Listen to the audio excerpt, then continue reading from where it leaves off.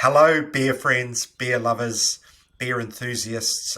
Welcome to episode 11, an entire football team or a cricket team of episodes of the Third Pint Theory. Uh, and I'm Michael Donaldson, your co host, and joining me is The beer bigwig, Martin Bridges. Martin Bridges himself.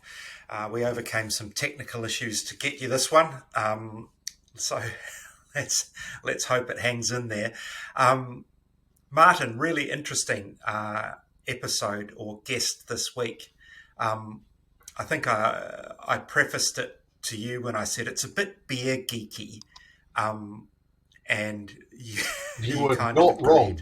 agreed. No, You were not wrong. I had obviously you recorded this on your own, and so I had to listen to the episode, and it's a great interview. Everybody, I'm teasing it for people that it's going to be it's a really interesting one. But yeah, it's there's some really kind of deep discussion about molten yeast and stuff. So yeah, yeah, it's it's great stuff. yeah. So the brewery we're talking about, or the person I interviewed, is called Ben Heaven, and his brewery is Heaven's Brewery. And the reason we're talking about them is they popped up out of nowhere into the New World Beer Cider Awards top 25 with a Czech style dark lager called Judas Sheep. And we tackle the name of that beer in the episode. But it was one of those things where in the awards, because I'm part of it and I walk backstage and all the winners are lined up after all the judges have gone through their selections, and it's like, who is this? Yeah. Where have they come from? Yep. And I'm guessing, if I didn't know it, I'm guessing you didn't know who they were. No, absolutely not. It was not the faintest idea. There were a Yeah. couple in the New World Top 25 this year, and there always seems to be one that kind of pops out of Yes. nowhere. Yeah. But yep, no, I had uh, never heard of Heaven's Brewery, and having listened to the interview, I think that's not entirely surprising. No, no, it is not. Um, there's a great yarn in there about how it's taken him so long to get this. It's a farm based brewery, Yep. and it's sort of north of Whangarei, inland from the Tutukaka coast. And if I was to ask you to find, I think the nearest town's called Hikarangi. Do you think you could find it on a map? Nope. No, No, my Northland geography is not too no, bad, no. but I would certainly not have known where that was. And in a great part of the world for Yeah, beer up there, obviously, not that far away from Waipu. I wouldn't have thought in no, no. McLeod's down the road there. So yeah, it was interesting to find that there was actually another brewery up there. Yeah, in Northland. Yeah, so it's there's quite a collection of interesting, quirky breweries up there. In the interview, we talk a little bit. He's got a relationship with the guys from Kainui, who are a little Mm. bit further up the coast, Kerry way. Um, but yeah, it's a little bit isolated, and I think, but there's a lot of people that go up that Tutukaka coast in the summer holidays and what have you. So yeah, you'll find out in the interview sort of how Ben's getting his beer out and about into the local community, and how the New World Awards really did change the not so much the production volume, but the method of production, because he'd certainly never bottled everything required. Yeah, The full 1,200 litres worth in one go. He sort of bottles them as he needs them, and kegs them off in the meantime. And I think he was literally doing a few bottles at a time. And then all of a sudden he has to do, 3,000. And yeah. Did you try the beer, Martin? I The I dark did. lager? I did. I picked up a couple at my local New World, and I tried one last week, I think, and it's a beautiful beer. It's so smooth. It's so Mm, um, comforting in a way. I think it's. I love a dark lager. Uh, it's a style that you don't see no, many of, and certainly not in the Czech style. You do see a few Schwarzbiers mm, around. But recently, Twofold in Auckland did a Czech dark recently that was really good as well. And that to me, I had a very similar character in that. I just find it it's a really comforting, yes, enticing beer. yeah.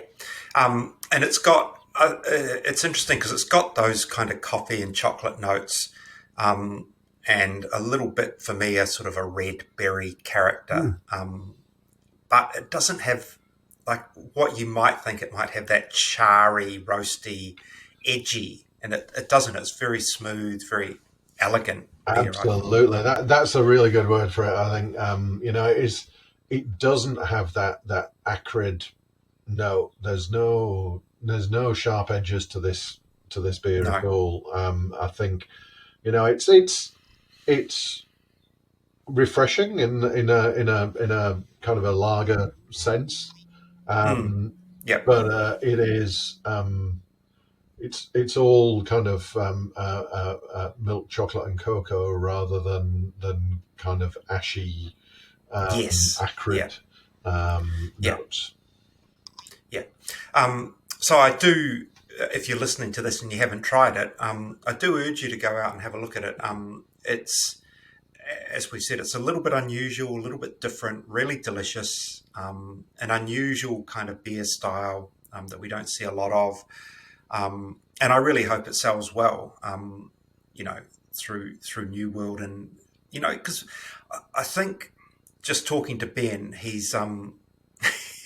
didn't really enter this competition. I don't even think with any knowledge of what might happen. It was more like, oh well, we'll put one in and see what people think, and maybe for a bit of feedback, Mm, and just wasn't prepared. I think for the massive amount of production needed to meet the requirements of being distributed nationwide. And this is a guy who was literally going door to door in yeah, his neighborhood, um, into little dairies and four squares and the like that had liquor licenses, and saying, would you like a local beer? And then suddenly he's everywhere. yeah, And yeah. so quite a dramatic change for him. Mm. I think it's a really great story, um, and I really hope that this kind of does kind of give him a little nudge along the way, and in Yeah, terms of kind of making some steps to getting the beer yeah, more widely available. yeah, yeah. But without maybe losing that sense of, I guess, romance about it, because Mm, it's the way he talks about what he's done and how he goes about his business. It's very, I don't know, it's romantic. mm, It's yeah, it's lovely. The whole idea of do it yourself to a large degree, brewery on a farm, and he's got the sheep and the pigs and the ducks, and it's kind of cute mm, and lovely. So yeah, absolutely. yeah. I think we should probably just kick across and let Ben tell his story, and we'll come and meet you on the other side and talk a little bit more about it. Yeah, enjoy. Well, g'day. Enjoy. I'm Thank here, you. Michael Donaldson. I'm here with Ben Heaven from Heaven's Brewery in I've got to say, one of the more interesting places for a brewery to pop up in Hikurangi.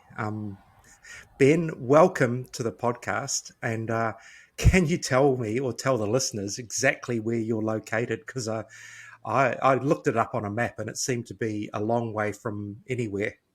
Yeah, thanks, Michael. So we're in the place called Marua, which is a beautiful farming valley just outside of Hikurangi. So we're probably about 20 minutes out as you head towards the coast. So we're quite lucky that we're on the Tutukaka Coastal Trail. So some people that may have been up that way for the holidays might have driven past us. Yep. Okay. So are you close to the coast or inland? Yeah, we're probably about 15, 20 minutes from the coast too. So you might be right. We kind of are in the middle of nowhere. We're sort of in between. Yeah. But in a beautiful spot. And I've had a look on your website, and some of the photos, they just look gorgeous. It looks beautiful.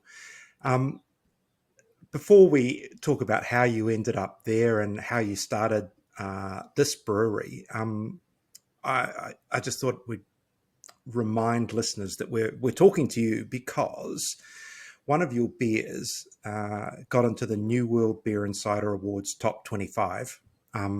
It's called Judas Sheep, and it's a dark Czech style lager would be the best description. First of all, just tell us a little bit about your history, how you came to brewing, and then we'll sort of learn about how you set up this brewery, which, hand on heart, I had not heard of until I went backstage at the awards and saw the bottle of beer there, and I literally went, who are these guys? Like, where did they come from? And what's your, I guess, your brewing history or your story there? Well, it probably starts in about 1998 when I was at Massey University in Palmy. And I'd saved up a bit of money, so I went back to the UK. You might be able to tell I've got a bit of a Pommy accent. But I went back to the UK for the first time since we'd moved over. And what I found amazing about the trip back, well, first of all, I picked up, as a teenager, I think I'd really learnt something important from Maori culture about being the importance of being tangata whenua for Maori. And I felt that I sort of wanted to connect to myself with my own sort of ancestral place, if you like, especially as a teenager. So I went over and had an amazing experience with my grandparents and my extended family, going to a lot of beautiful historical pubs, beautiful buildings, beautiful architecture. Yeah. But what was really amazing, what really caught my imagination, was that these were spaces that you could actually interact with in terms of going in and seeing a row of, porcelain pump handles and brass, and having a pint and sitting and actually making use of these spaces. And I think one of the other things that really caught my imagination during that time was the regional nature of the brewing over there at that time. Yes. So you could go into a different pub and there would be the local beer. So I guess in some ways there was quite a lot of romanticism about it. It was really a really meaningful experience for me.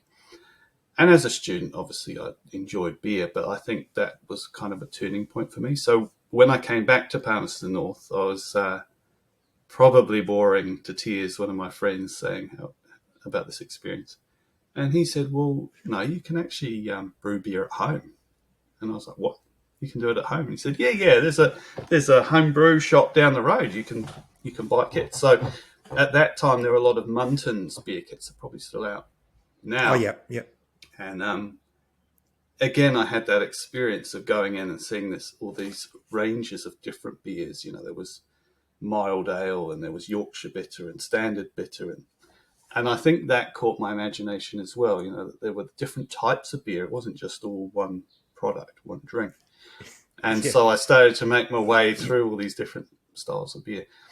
And then very quickly, because I can be a little bit obsessive about things. No, this is fascinating. I love it. I mean, just while you catch your breath, I do love the story of kind of going home for you what is home, and discovering that. I don't know. I suppose it's something unique about that area or that culture in terms of the pubs and the brewing, and it's something that we don't really have here in New Zealand to an extent. Maybe it's starting to evolve now. Like historically, we didn't have it, and so it's only by going there that you get that experience to kind of bring back. And in some ways, and not jumping too far ahead, it's reflected in what you're doing now to an extent. But yes, back to home brewing. Yeah, well, you're right. I think one of the things that that I experienced, which I think I bring with me into the brewery as it is now, is that sort of half and half amalgamation of UK ancestry and Kiwi ancestry, or not so much ancestry, but experience, I should say. So coming back, I say I grew up, I went through high school in Pahiatua, so we were right near the Tui Brewery at Mangatanoka, so there was that coming back to enjoying a few tuis with my mates and stuff. So there was that sense of connection there, but I think coming back and trying all these different beer styles was really opened my eyes. And then my mother-in-law, she actually bought me an old book from a car boot sale, which was a home brewing book from the UK, which was mashing, so making beer from the raw ingredients of malted barley, etc. And again, that was a whole nother layer, because instead of just brewing one type of bitter or one type of mild ale, you could brew all these different sorts. And so I would, instead of doing my studies, I'd be spending, hours after midnight crushing malt with a little coffee grinder that I borrowed from my mother-in-law, and making brews on the stove, like probably many of us do. So that was the start of getting into brewing. And then I continued on with the sensible option of following a career in health research, health psychology, and later medical sociology. Okay. So that was my main job, and we ended up moving to the northeast of England, and eventually built a garage on the side of the house, because I became very interested in photography, which I still use for some of the brewing artwork and the labels and so forth. But that didn't really work so well once we started having children, because you can't be up at dawn taking, shots of the sunrise when you've got kids at home. So I fell back onto my previous interest of brewing, and we built a garage on the side of the house, and I converted some 500-litre stainless steel tanks that I got off, the equivalent of Trade Me, and started brewing cask-conditioned real ale for beer festivals and pubs in the local area.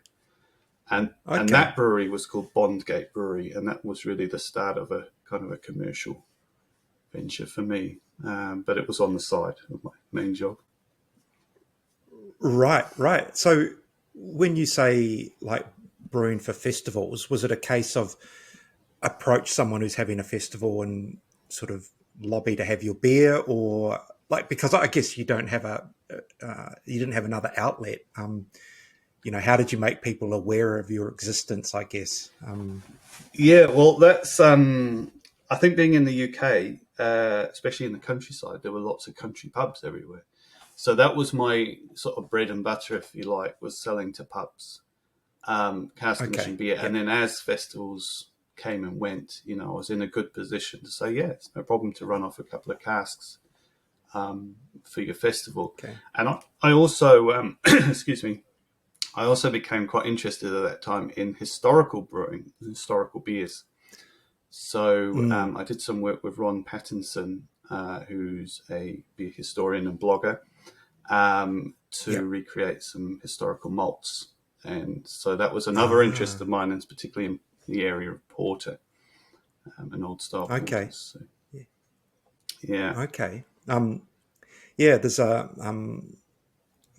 brewery here. I don't know if you know, Small Gods, based out of Auckland, who love that recreating these ancient styles, and they made a mum a number of years ago, which is incredibly viscous beer. It won a gold medal at the New Zealand Beer Awards. Oh, fantastic! They did it, in a collab with Double Vision down in Wellington. But I can just see Luke now getting in touch with you and saying, "Do you want to do a collab?" Luke, if you're listening, great idea. Be fantastic. Anyway, so around what time were you in the UK? Like what years were these? So I think we moved over in 2004, maybe 2002. Okay, 2002, and then we were there till 2015, and then we came back. So we came back to be a bit closer to my wife's family, and the vision at that time was, right, if we're going back to New Zealand, we'd really like to live in a more rural location rather than be tied to town. And I would move away from doing the research work to doing brewing.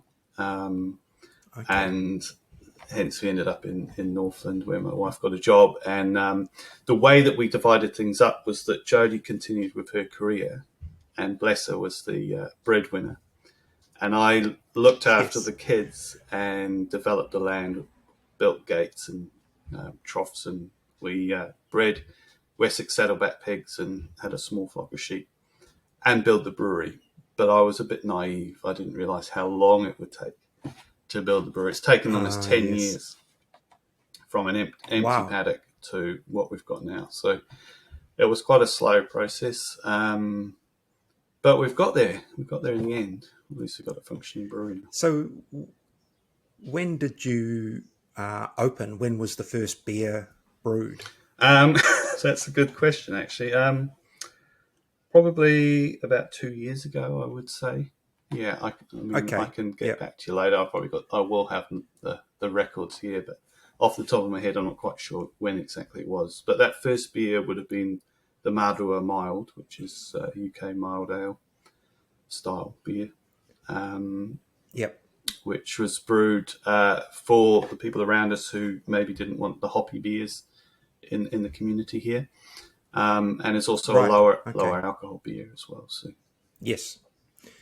Yeah, there's a little bit of a mild revival going on, I think. Seeing more of them come out, sort of for precisely the reasons you've articulated. Nice change from very hoppy beers and the lower ABV. And so much great flavour in a mild. Oh, yeah, definitely. Definitely. It doesn't really live up to its name in terms of, I think people think mild, it's not going to taste of anything. But done well, they're beautiful. So, well, I think that's an interesting topic in itself, isn't it? About lower alcohol beer and packing flavour into those lower alcohol beers, because, I think that one of the things that I'm obviously biased, but one of the things I think UK brewers, traditional brewers, have done is produce fully flavoured beers of that lower alcohol. So I think, it's quite an exciting area in a way, like re-exploring some of those styles. Yeah. Well, I think you're right, because here, anything that's in the low ABV range tends to be, for want of a better word, a session IPA.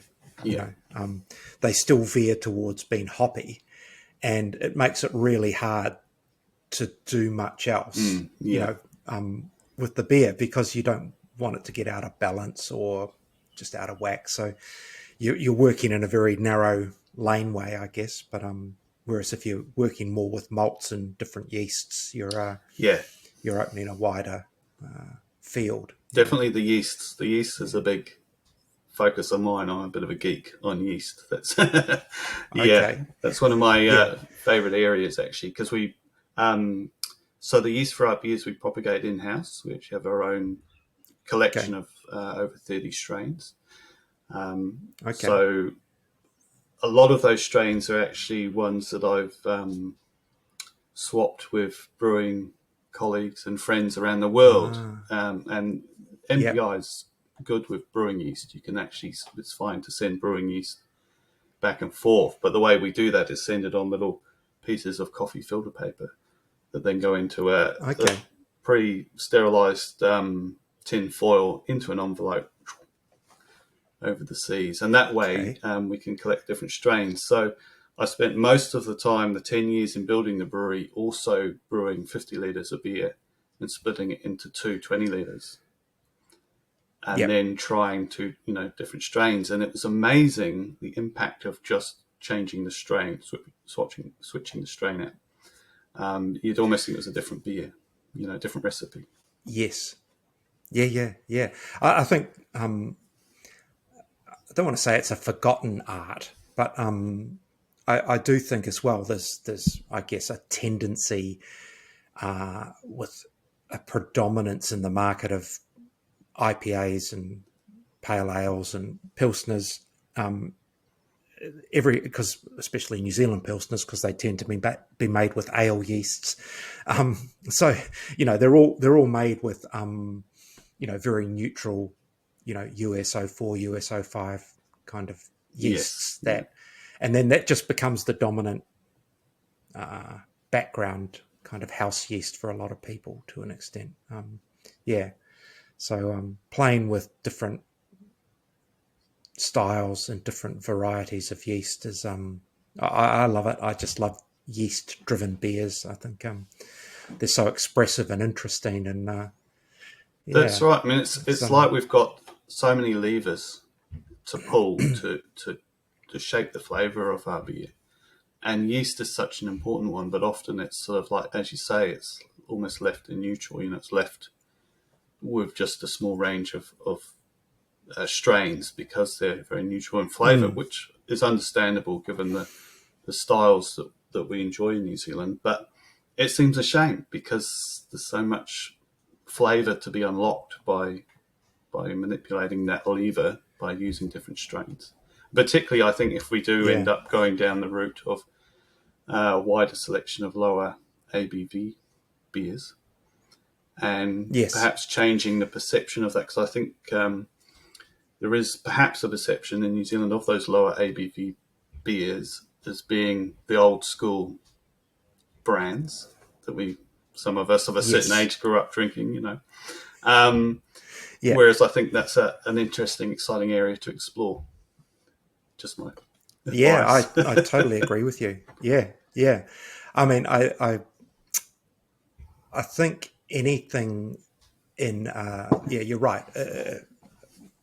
Those mainstream beers that were when I was growing up, and I imagine you as well, were 3.8, 3.6% beers. Like they're now probably standard 4% beers, but definitely they were sub 4%ers back in the day, and there were all sorts of other reasons for that didn't have anything to do with flavour, more to do with politics and economics and what have you. I'm just going to close this door. Sure. I just could hear some background noise coming in.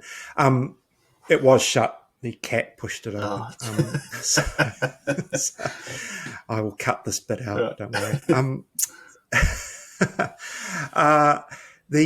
I'm curious. I don't know whether you can say or want to say, but what are some of the more interesting yeast swaps that you've done? Like, what kind of library have you got? Where have they come from? Yeah, the ones that I suppose because I'm very focused on British brewing a little bit.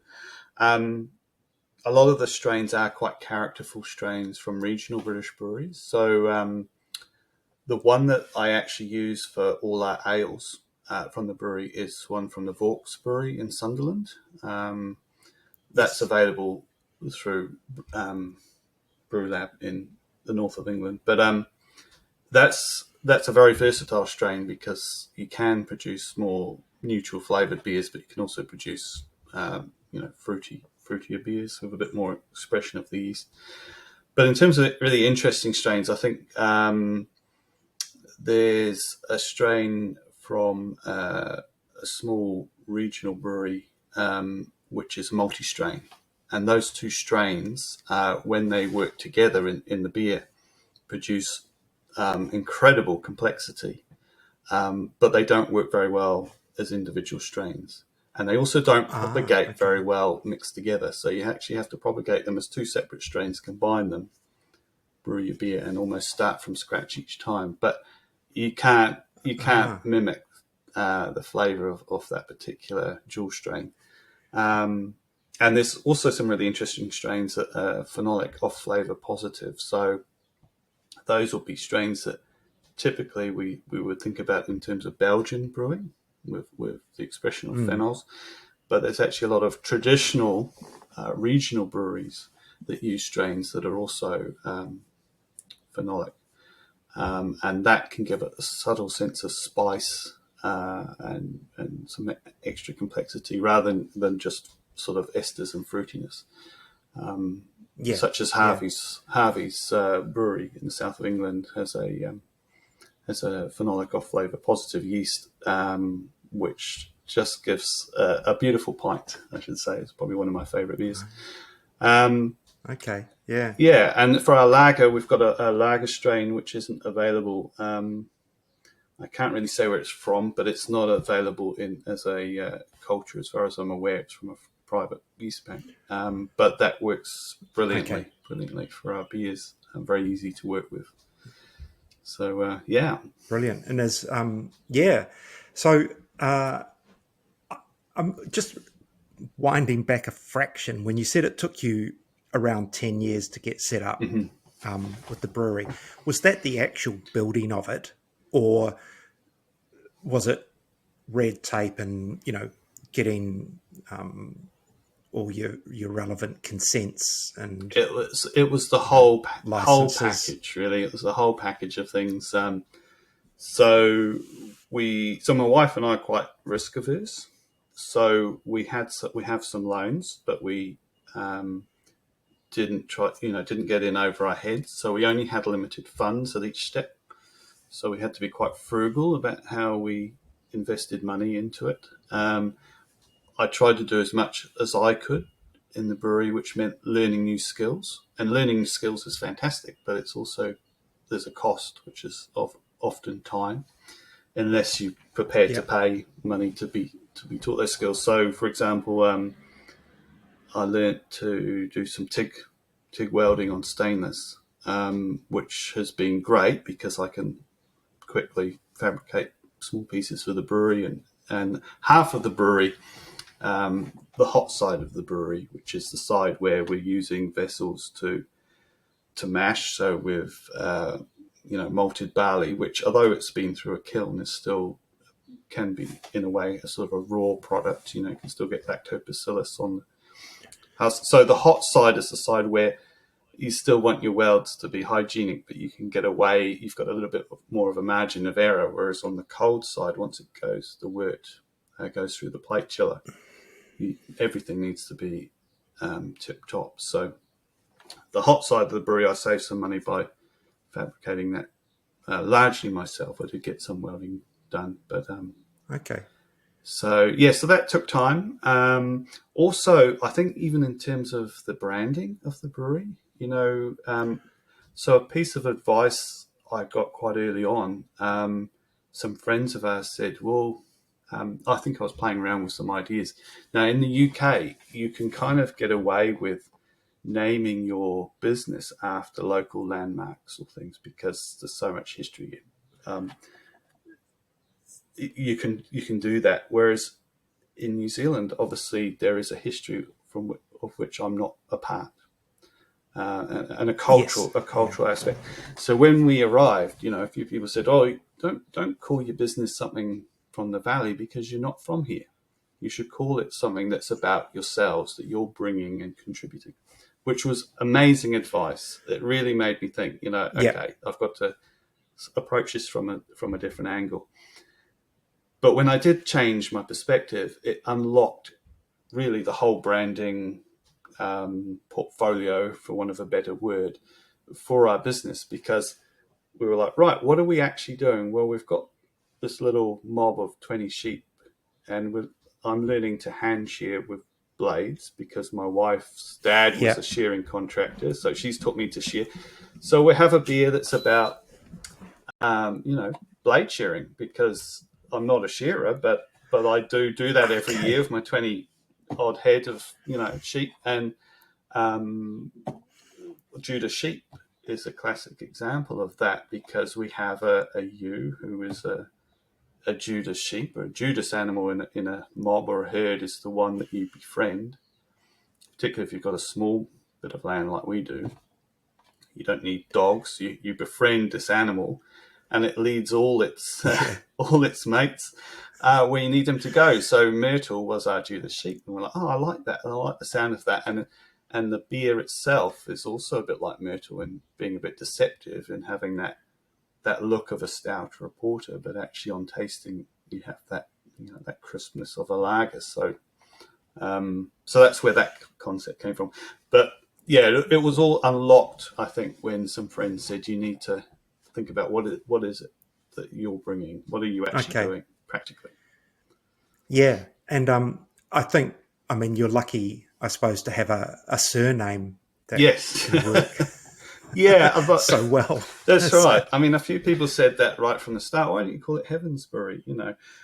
I think I was a little bit wary of not wanting to present the brewery from perhaps a religious perspective. I didn't want to go down a sort of almost trite route of having a beer named after different angels or that sort of thing. That wasn't really where I wanted to go with it. So it took me quite a while to get my head around that, and then but then I thought, well, actually, the heavens can also be about the heavens above, the cosmos or whatever. And so our logo is going back to this theme about, branding the business and what we're actually doing and where we are. The logo is 3 totara trees, because the land here is very distinctive in having stands of totara trees. And then there's a crescent moon for the heavens above. So that's where that came from. So yeah. The look is really good. It's Thank you. It's refined and elegant. And thanks, Michael. I'm hoping people who are listening to this are going to rush out and buy some Judas Sheep, and then because the label on that is super cool, and I'm assuming maybe that's a photograph that you've taken yourself. Yes, perhaps. Yeah, of said Myrtle. Of Myrtle, that is Myrtle on the label. Yes, she's quite a photogenic ewe actually, but. Yeah, no. There's all our beers are the labels are photographs of the place. So Marua Valley, for example, is a picture of the Marua Valley, but it was taken from the roof of my mum's house, looking down the valley at dawn with the mist. I think the label I'm most pleased with, though, is we have a beer called Indian Runner, which is an XPA, and that's got 4 Indian Runner ducks on it, and to take that picture, they're all lined up. It looks almost like I photoshopped them, which I haven't. But I'd seen some Indian runner ducks for sale on Trade Me, and there was this beautiful picture where they'd all sort of entangled their necks, almost like a Medusa. And I thought, wow, what a beautiful image. I'd like to do something like that for a beer label. And we had Indian runner ducks anyway, so I got them in the catching pens with a bit of black cloth, and I had an old Hasselblad medium format camera set up on a tripod. It's all manual focus, and just got them in the corner, and I just watched them, and they just arranged themselves in these beautiful patterns and took some pictures. And then one of them sort of lay down in the corner, and the ducks will tend to sort of stand over one another almost in a protective way. And so I had this beautiful diagonal row of ducks. So snap, I got that one. So yeah. Brilliant. Yeah. How many beers have you got in your range at this point? We've got 5. Just a handful. We've got 5 at the moment. But I'm working on 2 new ones. So one will be a historical porter, Irish porter from the late 1800s. And that will actually use some Carnuka.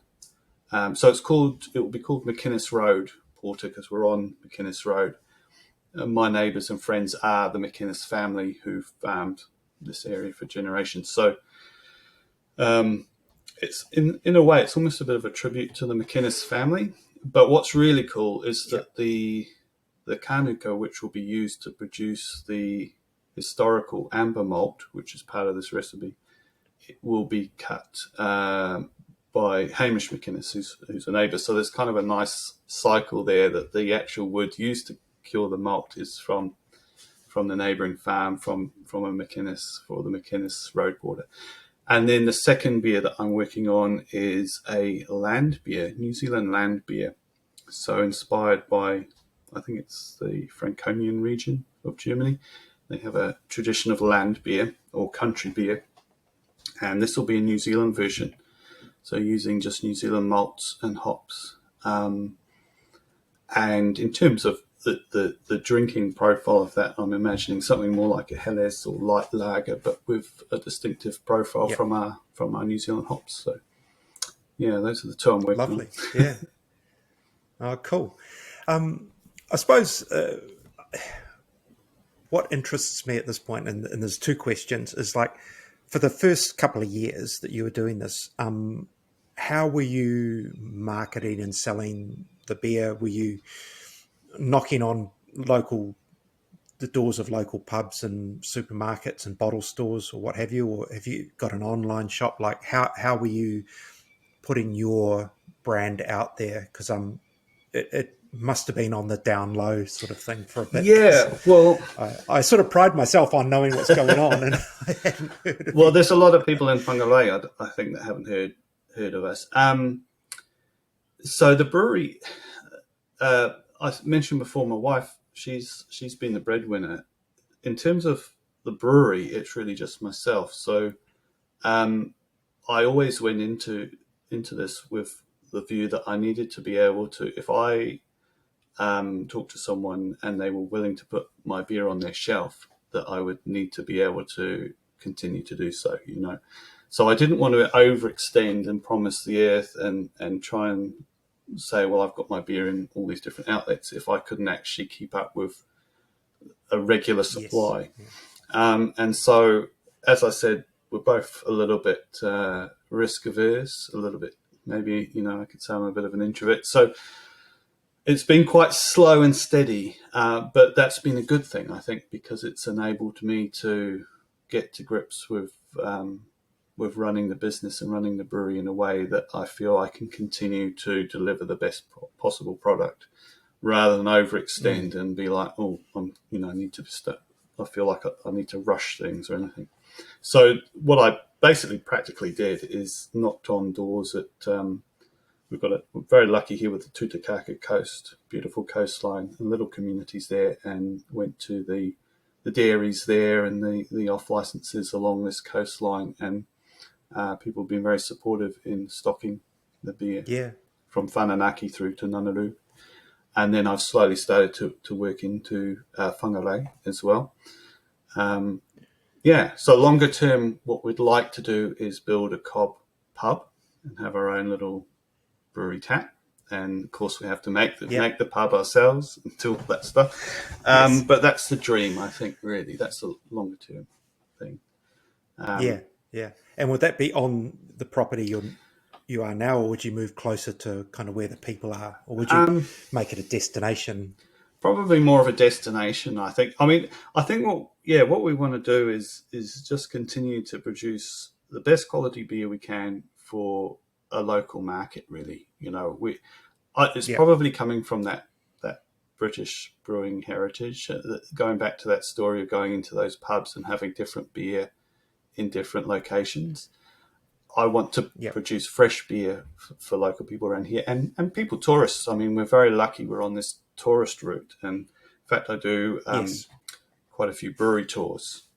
People coming to the area and looking for things to do, and they say, "Oh, can we look?" Yeah, of course, come and have a look. So, and I think people enjoy that because there's quite a bit of interactivity and taste malt and see the whole process. So I think having a brewery tap on site would be the way to go. But keep it local, I suppose. You know, to some extent. Yeah. On that note, there is, and I probably phrased this in the correct way, but I'll be frank. Why on earth would you enter the New World Beer and Cider Awards if you wanted to sort of keep it on the just going slowly or steadily, because now you're in a thing where you're getting sudden nationwide exposure, and you have to brew, or probably have brewed, whatever 1,200 liters of this beer. It's a quantum jump for you, isn't it? Yeah. I admit I hadn't really thought it through, but I didn't really expect anything from it. I'd never entered a competition before.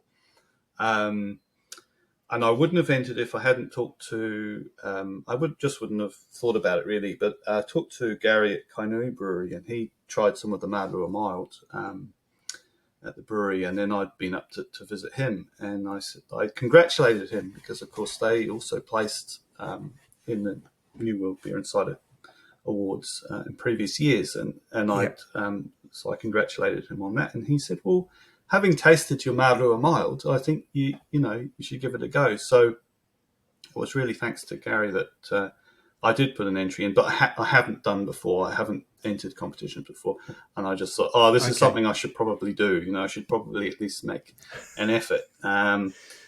So that's what I did. But I was very happy and very pleasantly surprised to see that we did place in that top 25. So it was great. Yeah, yeah. No, it's remarkable because it's, as you probably realise, it's a cutthroat competition. There are 600 and nearly 700 entries, and only 25 get the limelight. So it's such a small percentage, and so to be in that is like, it's kudos to you. I mean, the beer is beautiful. Thank you. Like, it's absolutely beautiful beer. I think it's a style that not a lot of punters may understand, although having said that, New Zealand does have a rich history of kind of dark lagers from the mainstream breweries, from your Spates Old Dark and Monteith's Black and Mac Black and these kind of beers. So hopefully there is an audience for it. I really hope people are intrigued by the fact that it's in a bottle, the great artwork on the label, and Thank you. Then they'll take it home and drink it, and then realise that this particular style is just so delicious. It's a really, how would you describe it? It's like, because like you say, it presents dark, and it's got sort of very subtle chocolate coffee character going on, but it's kind of got a deeper berry kind of. Yes, I was going to say the berry flavour as well. Yeah, it's brewed with the Pacific Jade.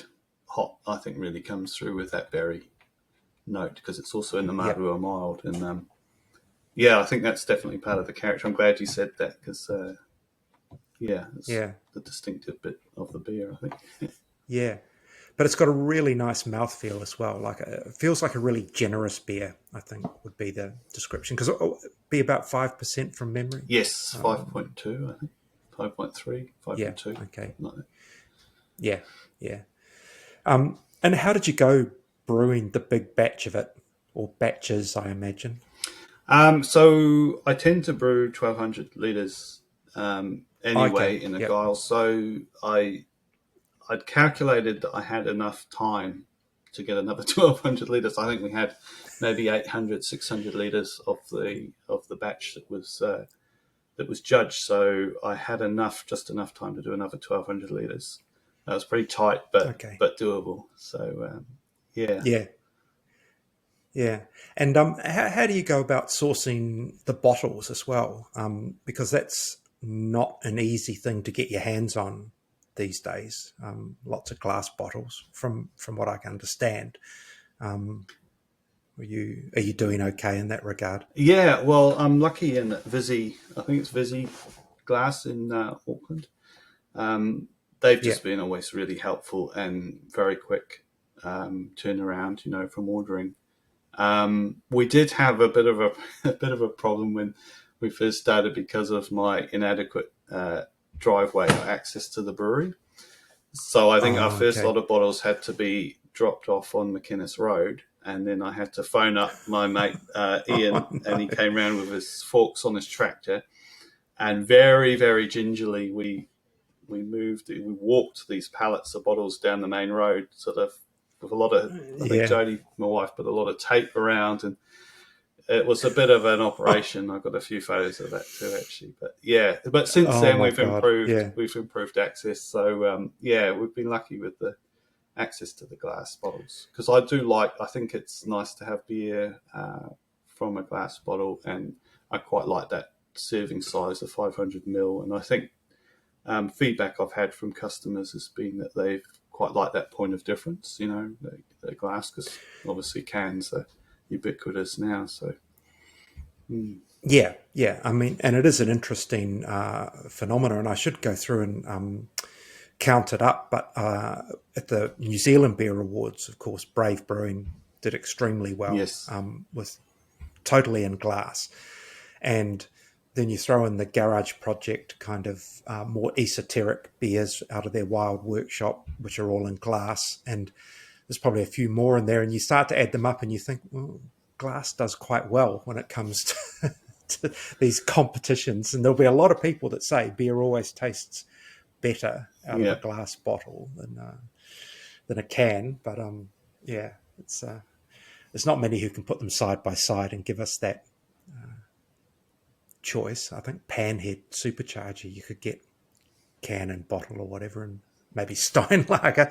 But it's how do you go for bottling? Have you got? Are you doing it by hand? Yeah. So that's an interesting story as well. So it's not really a story, but so we've got a bottling machine, ACOS bottling machine, which is made here in New Zealand. Yes. In your neck of the woods, actually, I think New Plymouth area. Yep. So we've got a single head bottling machine. So James, my eldest, and I, for the New World Order, spent a lot of time in that brewery bottling one bottle at a time through the machine, capping them one at a time. Yeah. I think it was over 3,000 bottles or something. So, so we just do them one at a time. But it's a wonderful machine because it's very easy to strip down, to clean or replace seals or repair. It's well designed and easy to maintain. Yeah. So, I'm not in a rush. I have heard a lot of, I've heard a lot of good things about ACOS prior to this. So that's good to know. It's good that you've got, I guess, New Zealand made. Exactly. Yeah, I love it. I love it. I love it. Keep things local. Yeah. Yeah. The other thing I was going to just say about the Judas Sheep is because we were talking about the yeast earlier, and what is that the lager strain that you have that yes, that you can't say much more about that goes in there? Yes, that's right. So it's fermentation starts about 9 degrees with that particular strain, and it's allowed to rise to 12 degrees maximum. And it actually only takes about 5 days at those temperatures to ferment out. It's pretty quick. Obviously, there's a lot, to do with maximising fermentation health, the health of the yeast, zinc additions, careful management of oxygen for the yeast to replicate, and propagation. So, as I said, I propagate in-house. So we do cell counts and everything, make sure that we're pitching healthy yeast into the beer. And then after that fermentation, the beer is transferred to the horizontal lagering tanks. And that's where it's really given time to mature, for the beer to clear the suspended protein in the beer to drop out of solution. And you get that much rounded taste. Yeah. Horizontal lagering tanks, I guess for a while, probably only the Heineken brewed at DB went into the horizontal tanks, but they're starting to pop up more frequently. I think Twofold in Auckland have got some horizontal lagering tanks. And but I just wondered, did you build yours or buy them somewhere? I bought those. So that cold side, originally I also had tanks that I sort of fabricated, inverted commas. So, pretty basic. But I was very lucky in being able to purchase some vessels for the cold side. And so I bought those and shipped them in. But I wanted horizontal tanks for a number of reasons. So I'd been able to get some horizontal tanks earlier on at the early stages of the brewery, and I really liked the way that they worked for my low-key process. So I'm not filtering the beer. I don't have a centrifuge, etc. And so with those horizontal tanks, there's actually less physical distance, if you like, for suspended protein and yeast to settle out. There's a nice big surface area on the beer to interact with CO2. So if you need to top up that CO2 or whatever, it's quite a nice interplay between the two. And also the practical advantages of these tanks is that they stack. So for my little shed, I've got them 2 apiece, so you can use that space above the brewery floor for storage. So they're just practical. Yeah. They're practical, and I like the way that they work. And also, because it's just me in the brewery usually, I only keg beer as needed. So to use the bottling machine, I will keg 50 litres, however many kegs I'm going to do, probably only 3 or 4 at a time. They'll go into the chiller. And so it's a really good system for storing the beer and freeing up the fermenters, the cylindrical, conical fermenters for the next fermentation. So, yeah. Okay, yep. Yeah. And when you say you keg somewhere, whereabouts is that going on tap? Some local pubs in the area, I'm guessing. Yeah, there's nowhere at the moment that has it on draft. So everything goes into the bottles. The only time I keep it on draft is we've had, for example, the Fritter Festival in March in Whangarei. So for things like festivals, I've kept it on draft. I mean, I'm perfect. I've got plenty of kegs. So if there's anyone out there that feels they'd like to stock our beer on tap, you're very welcome. But that's a bit more challenging to get beer on tap. I think probably places like Beer Spot would be good for me to approach at some point. But in terms of local bars and things, it's quite a big ask to say, oh, can we have a dedicated tap? So it's easier to get bottles into places. So that's what I've been focusing on. Yeah. Yeah. I mean, you're right. The likes of Beer Spot, they're very good with smaller breweries and, giving them a spot, and you reach a good audience, that's for sure. Yeah. The other thing I was just curious about, in terms of your English experience, heritage, and the cask ale, would you ever think of going down that route here? Or is that just possibly maybe when you have your own pub? I think when we've got our own pub, that would be the way to do it. I did actually bring a number of casks over with me, about 30 casks, some of which I've sold. Probably most of them actually sold to the Free House down in Nelson. Okay, yep. But I find in Northland, like even as a lover of cask conditioned beer, the climate often isn't really conducive to cask conditioned ale here. Too warm, too humid. I often would tend to want to pick up something a bit cooler and carbonated up here. So I think there is a place for it, but it's quite niche. So I'm imagining. I've also got oak firkins and oak pins I brought over, which are quite hard to maintain in Northland. But I'd quite like to do what I used to do, which was to have a historical 1700s era porter drawn from the wood, either direct gravity or by hand pump. And I'd like to do that again, but I just need the venue for it, really. But possibly. I'd like to think we could. Yeah. So you say your son helps you in the brewery, and is that? Do you feel like there's a family business brewing there, or is he want to get out and do his own thing? Yeah, I'm not sure. Maybe James doesn't really have a big passion for beer, so I can't see that working out. But certainly, I've really appreciated the help through bottling. Yeah. So we'll see. So he's like so many kids these days. They don't love beer like we did. That's right. That's right. There seems to be a bit of a generational difference there. Yeah, it's a phenomenal, right? So, hey, look, I think I've exhausted my list of questions. So I really appreciate your time. Oh no, thank Ben, you, Michael.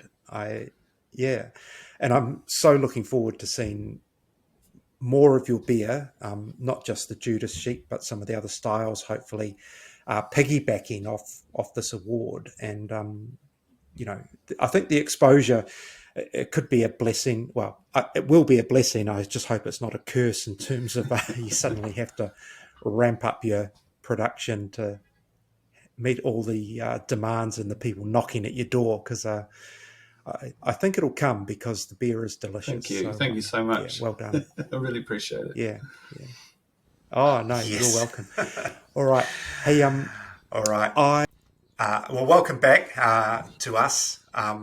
We're probably we're all a bit in awe of this story, aren't we, Martin? The two of us. I just found it a real pleasure to talk to Ben, and I hope that came across. He's such an enthusiast.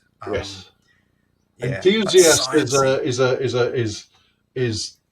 I think the right word. You know, he cares deeply about what he's doing. You know, the story of kind of, you know, the connection to heritage, connection to the land, and really wanting to kind of think deeply about everything he's doing. Yes. And I'm amazed that I've kind of completely missed this, you know. He's been out there for a while, you know. It's not like he suddenly decided to make some beer, entered it in the New World Awards and went bang. It's this is like a 10-year plus journey. Yeah. Well, if you go back to his time in England, I think he probably started the brewery in the UK just before they left, which is maybe 2012, 13, 14. And then, as he said, the long burn to get it set up here, the long, slow process of nearly 10 years. And all that experimentation that he's done along the way, I think, with the different yeasts especially, is really interesting. And I know you'll want to go and get your hands on his mild, I'm sure. Absolutely. There's as soon as I was hearing that, I was like, I'm thinking of jumping in the car and driving up there right now. You know, and I do think I need to get myself up there, because it does appear to be that is the only way I'm going to get my hands on some more of these beers. I don't think that we're going to be seeing them popping up around the country anytime soon. The volumes are small, and you know, if it's working for him the way it's working, then you know what? Keep doing that. Keep going. Yeah. I don't think he doesn't give the impression he wants his life upturned and, you know, become a rock star brewer overnight or anything. So, I don't think so. Somehow, I'm really interested in some of these kind of, you know, the talk about historical styles and historical malts and you know, there's some really interesting stories to come out of there. I think, you know, some really interesting beers you could make with going down those routes. You know, different yeast strains, different malts, and so on. It's so refreshing in a way to hear stories that people are talking about beer and talking about the yeast and the malt. It's we talk about people and we talk about hops all the time, don't we? You know, we talk about what's your favorite hop combo for, you know, what the awesome hops coming out of Nelson and so on. We rarely get people with such a deep and passionate connection to yeast. And you know, with that kind of English tradition, I think that's something that I'd love to explore more of. So yeah, I'm going to be. I've got to figure out when I can get up there and get some of those beers. Yeah, no, it'll be a well worthwhile trip. Beautiful part of the world, and it looks like they live in a fantastic spot. So yeah, like I'll be envious because it's a long drive for me. I won't be going there anytime soon. Um, but yeah, so thank you for joining us for that. I hope you enjoyed it as much as we did. You can tell we're all very enthusiastic here about Yeah. this beer, this brewery, and really hope to see more of it. Um, I don't know what'll be next, Martin, but we might dive into our treasure trove of Beervana material. I think so. I Potentially. think for those of you who weren't aware, we did half a dozen Meet the Brewer type question and answer sessions down at Beervana, and we've got those all recorded, and so Yep. we will figure out how we're going to package those up and get them out to you. There's some really fascinating stuff amongst all of that. Some great chats, some Yep. real kind of in-depth analysis, and some good banter. So Yes. Some good banter. Exactly. All right. So until next time, Martin, we'll see you later. cheers, Michael. And yes, enjoy your beers, whatever you're drinking. I think the New World Awards are on shelves for maybe another week. So Yeah, get out there and stock yeah, up. yeah. I did see a couple of interesting things just on that. Somebody saying that the Three Sisters Lush had sold out in one store, and I'd seen people talking about, I need to buy more of this, because it's a fascinatingly weird beer, and so I might try and we did have Joe in one of our Beervana discussions, but not necessarily Joe Emons from Three Sisters, but it might be worth. Since he lives down the road from me in New Plymouth, I might try and whiz down and tee him up to talk about that and his other thick, delicious beers. And I did speak briefly to the crew from Altitude, and they'd had their Remarks Hazy IPA reordered already. Wow. Just a couple of weeks into the promotion. So that's great as well, because if you haven't bought that beer or tried that beer, I thoroughly recommend getting your hands on it. Yep, and as a non-hazy drinker, yes, I can recommend it. It's a really nice beer. yeah. Just close your eyes while you're drinking it. It's fine. All right. With that, we'll close off our session. Until next time, this is Martin and Michael from the Third Pint Theory, wishing you happy drinking. Enjoy good beer.